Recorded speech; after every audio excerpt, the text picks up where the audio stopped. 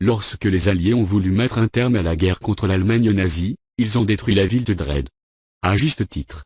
Lorsque les États-Unis ont voulu mettre un terme à la guerre contre le Japon, ils ont détruit Hiroshima et Nagasaki en lançant la bombe atomique. À juste titre. Si nous voulons mettre un terme à la guerre, nous devons raser Gaza. Écoutez, c'est pas fini.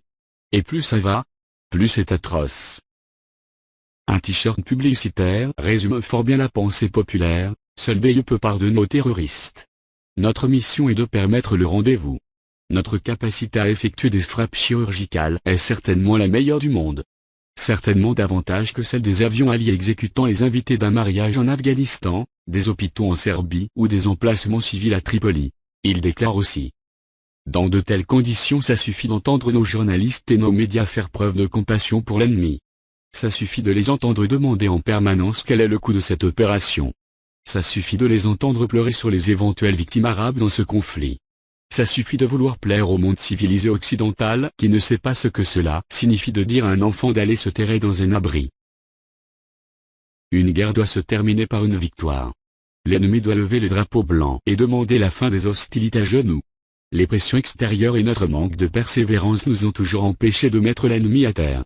Ce n'est pas un cessez-le-feu qu'il faut atteindre mais une reddition totale.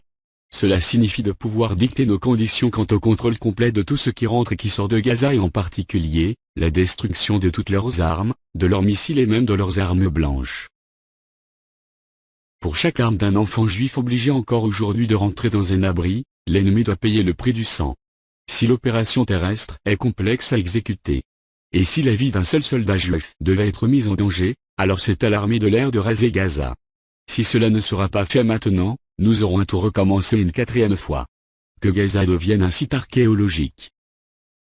Les déclarations de ce déséquilibré sont à prendre au sérieux. Gaza est plus que jamais en danger, mobilisons-nous. Nous sommes le peuple. Nous sommes les maîtres de nos destins. Ne les laissons pas agir en toute impunité. Faites circuler l'info. Nous sommes les médias.